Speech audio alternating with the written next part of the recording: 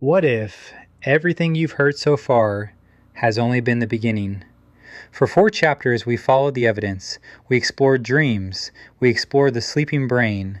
We explored consciousness. And together we built a simple but testable idea that dreams may be reconstructed from surprisingly small amounts of information.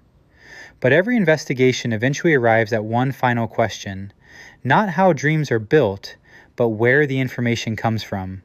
That question has challenged philosophers for thousands of years. It challenges neuroscientists today, and it reaches into some of the deepest mysteries in modern physics.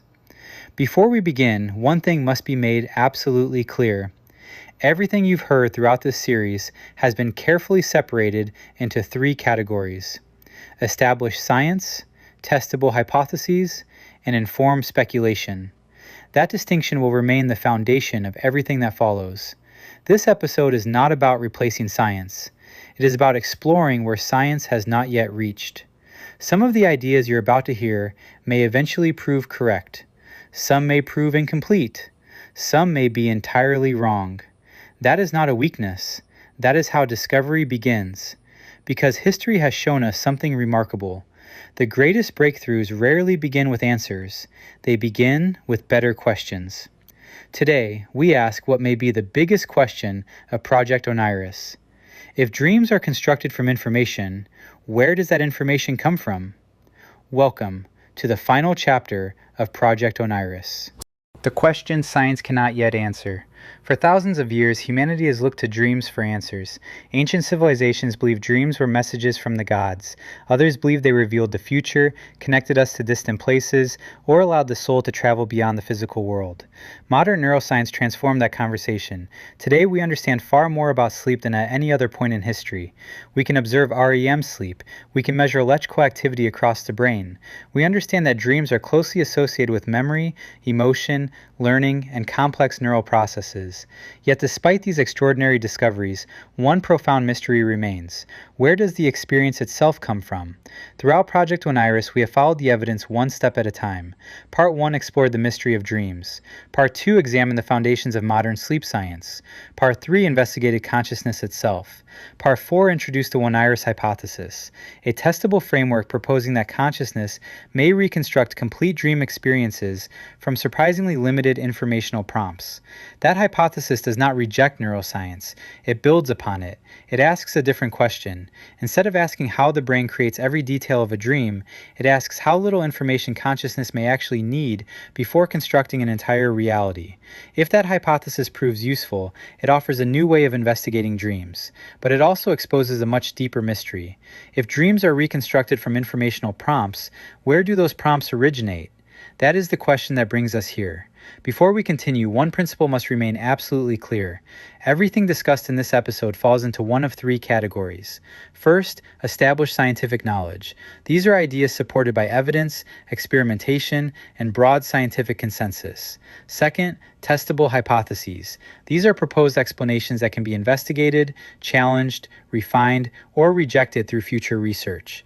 Third, informed speculation. These are possibilities inspired by existing science or philosophy, but which currently lack sufficient evidence to be accepted as established explanations.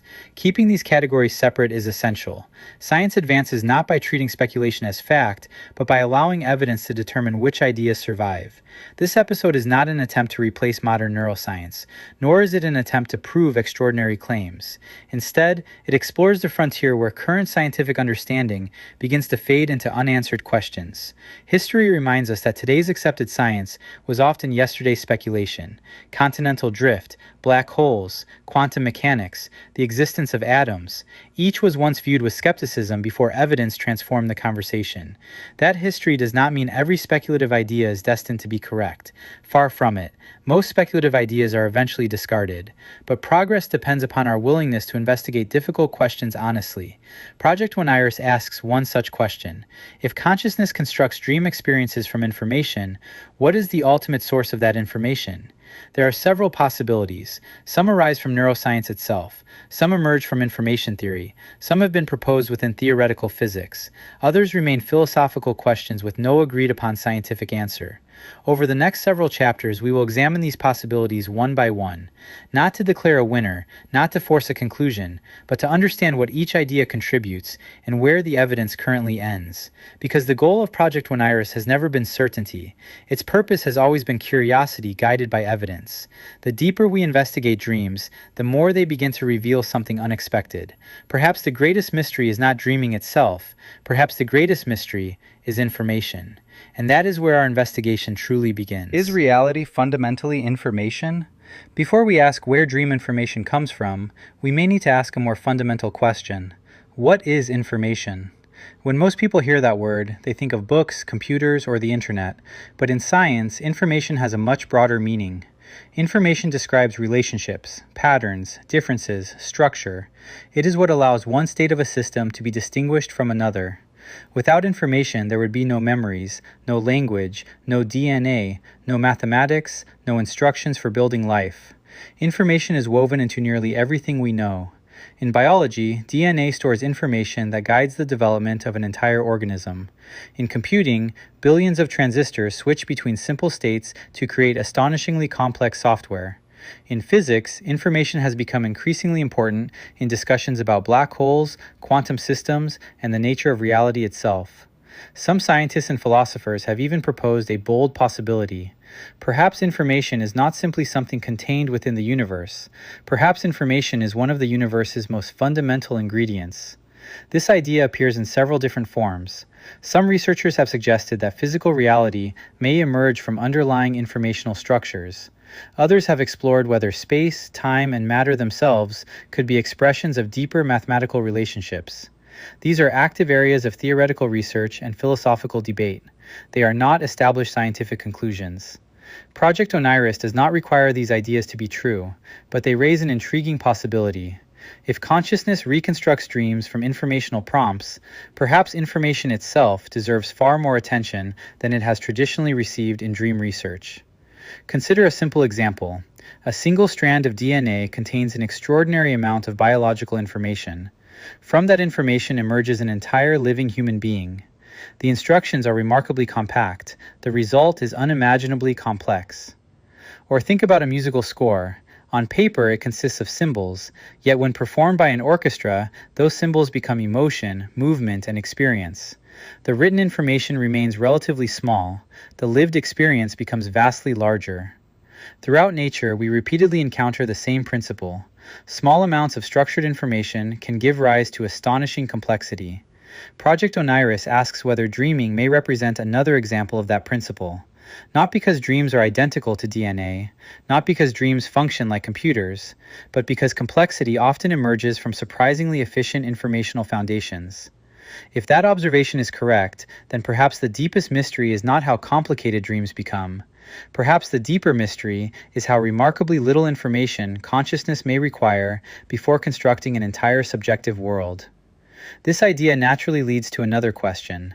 If information plays such a fundamental role throughout nature, could consciousness itself interact with information in ways we do not yet fully understand? That question moves us beyond neuroscience alone. It leads us toward one of the most controversial subjects in modern science, the relationship between consciousness and quantum mechanics. Before we explore that possibility, another distinction is important. Quantum mechanics is among the most successful scientific theories ever developed. Its predictions have been confirmed countless times through experiment. But explaining what quantum mechanics means is a different matter. There is no single accepted interpretation. That distinction matters, because the science itself is extraordinarily successful. The interpretations remain an area of ongoing debate. Understanding that difference will help us examine the next possibility with both curiosity and caution. Quantum consciousness, science, speculation, and the unknown. Few scientific subjects generate as much fascination and as much misunderstanding as quantum mechanics.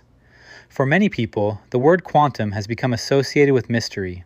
It appears in books, documentaries, advertisements, and countless internet discussions. Sometimes it is presented accurately. Often it is not. Before we connect quantum mechanics to consciousness or dreams, we need to establish one important fact. Quantum mechanics is not speculation. It is one of the most thoroughly tested scientific theories ever developed. Its predictions have been confirmed through countless experiments and form the foundation of technologies we use every day, from semiconductors and lasers to MRI machines and modern electronics. The science is real. The question is whether it has anything meaningful to do with consciousness. That question remains unanswered. At the quantum scale, particles do not always behave according to our everyday intuition. They can display wave-like behavior. Their properties are described by probabilities until measured, and pairs of particles can exhibit quantum entanglement, where measurements reveal correlations that persist even when the particles are separated by great distances. These phenomena have been demonstrated experimentally. What they mean about the nature of reality, however, is still debated. Over the years, some researchers have asked whether quantum processes might contribute to consciousness itself. One of the best-known proposals is the Orchestrated Objective Reduction Model, often called ORC-OR, developed by physicists Sir Roger Penrose and anesthesiologist Stuart Hameroff. In simple terms, the theory proposes that quantum processes occurring within microscopic structures inside neurons, known as microtubules, could play a role in generating conscious experience. The idea is intriguing, but it remains controversial. Many neuroscientists argue that the warm, noisy environment of the brain would disrupt delicate quantum states too quickly for them to influence thought in the way ORC-OR suggests. At present, there is no scientific consensus that quantum processes explain consciousness. That distinction is essential. Project Oneiris does not rely on ORC-OR being correct, nor does it require quantum mechanics to explain dreaming.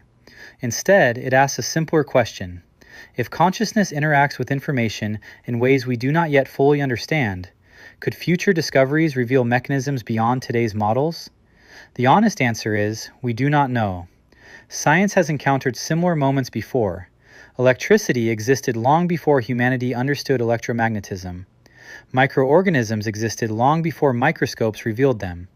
Gravitational waves were predicted decades before technology became capable of detecting them. History reminds us that not yet understanding something is not evidence that it is impossible. At the same time, possibility is not proof. This distinction separates scientific curiosity from scientific conclusion. Project Oneiris does not claim that dreams are quantum. It does not claim that consciousness depends upon quantum mechanics. It simply recognizes that the relationship between consciousness and the physical universe remains one of the greatest unanswered questions in modern science. If future evidence demonstrates that quantum processes contribute to conscious experience, science will adapt. If future evidence demonstrates they do not, science will adapt just as readily. Either outcome advances our understanding. Because the purpose of science is not to protect ideas, it is to discover which ideas survive evidence. That brings us to one final possibility. If quantum mechanics allows multiple interpretations of reality, could any of those interpretations provide a new way of thinking about dreams? Not proof, not evidence, but a framework worth exploring carefully. That question leads us to the next chapter of Project Oneiris.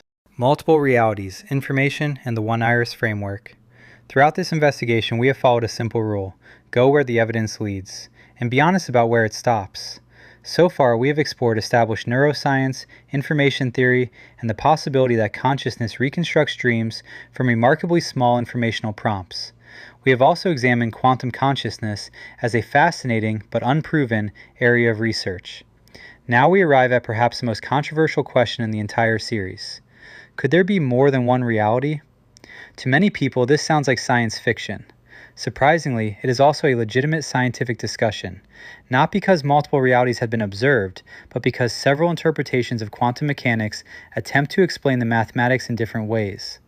One of the best known is the many worlds interpretation, first proposed by physicist Hugh Everett III in 1957. According to this interpretation, the mathematical description of quantum systems does not require the wave function to collapse into a single outcome. Instead, every possible outcome continues within an ever-branching structure of realities. It is an elegant interpretation of the equations, but it remains an interpretation. There is currently no direct experimental evidence demonstrating that these branching realities exist. That distinction is essential. Project Oneiris does not claim that dreams access parallel universes. There is no scientific evidence supporting that conclusion. However, the many worlds interpretation raises an interesting philosophical question. If reality itself may be more complex than our everyday experience suggests, could consciousness also be more complex than our current models describe? That question is worth asking, but asking a question is very different from claiming an answer. Here's where the Oneiris framework begins to differ from many popular discussions. Instead of proposing that dreams literally transport us into other universes, the Oneiris hypothesis focuses on information. If consciousness reconstructs experiences from informational prompts, then understanding the source of those prompts becomes more important than assigning them to any particular physical explanation. Perhaps every prompt originates entirely within the brain. Perhaps they emerge from interactions among memory, prediction, emotion, and perception in ways we have not yet fully understood. Perhaps future discoveries will reveal deeper informational structures within nature itself. Or perhaps there are possibilities that science has not yet imagined. At present, we simply do not know. That uncertainty should not discourage investigation. It should encourage better experiments. The history of science teaches us that extraordinary questions require extraordinary evidence. The Oneiris framework is not an attempt to replace that principle. It depends upon it. If future research demonstrates that informational prompts arise entirely from known neural processes, then the hypothesis should evolve accordingly. If future evidence points toward mechanisms beyond today's understanding, the hypothesis should evolve then as well. Its purpose is not to defend a fixed conclusion. Its purpose is to provide a framework that can grow alongside new evidence. Perhaps that is the most important lesson of Project Oneiris. Good science does not become stronger by refusing to change. It becomes stronger by welcoming evidence, even when that evidence challenges our favorite ideas. And that brings us to the final piece of the puzzle. If we combine everything we have learned throughout this series, what does the complete Oneiris hypothesis actually look like? What predictions does it make? What experiments could challenge it? And what would count as evidence against it? For the first time, we will assemble the entire framework into one unified model. That is our next step. The complete Oneiris hypothesis. Over the course of this series, we have explored dreams from the perspectives of neuroscience, psychology, sleep science, information theory, and philosophy. Now, for the first time, we can assemble those ideas into one complete framework, not as established fact, not as proven science, but as a working hypothesis that can be questioned, tested, refined, or rejected by future evidence. The Oneiris hypothesis begins with a simple observation. Dreams are extraordinarily rich experiences. They contain environments, conversations, emotions, memories, sensations, and often entire narratives. Yet these experiences unfold while the brain is largely disconnected from the external world. Rather than proposing that the brain generates every detail independently from the beginning, the Oneiris hypothesis suggests something different. Consciousness may reconstruct complete dream experiences from remarkably limited informational prompts. Those prompts need not contain every detail of the dream. Instead, they may function as seeds from which consciousness dynamically constructs an immersive reality. This principle mirrors patterns we observe throughout nature. A strand of DNA guides the development of a living organism. A musical score becomes a symphony. A few lines of computer code create entire virtual worlds. Again and again, compact information gives rise to extraordinary complexity. The Oneiris hypothesis asks whether dreaming may follow a similar principle. This framework does not reject established neuroscience. Memory consolidation may still occur. Emotional regulation may still occur. Predictive processing may still influence dream content. The Oneiris model simply proposes that these processes provide informational building blocks rather than fully constructed experiences. The origin of those informational prompts remains unknown. Several possibilities exist. They may arise entirely from known neural activity. They may emerge from interactions among memory, prediction, emotion, and perception that science has not yet fully described, or they may involve mechanisms that future discoveries have yet to reveal. At present, there is insufficient evidence to choose among these possibilities. That uncertainty is not a flaw. It defines the frontier of the investigation. A scientific hypothesis must also make predictions. If the Oneiris framework is useful, researchers might eventually discover evidence that conscious experience reconstructs dream environments dynamically, rather than generating every detail simultaneously. Future experiments may reveal measurable relationships between small informational changes and large differences in dream experiences. Improved brain imaging, artificial intelligence, computational neuroscience, and advances in sleep research may eventually allow scientists to investigate these questions directly. The hypothesis must also be capable of failure. If future evidence consistently demonstrates that dream experiences are fully explained through mechanisms incompatible with informational reconstruction, then the Oneiris hypothesis should be revised, or abandoned. That is exactly how science should work. Ideas earn acceptance through evidence, not enthusiasm, not popularity, not personal belief.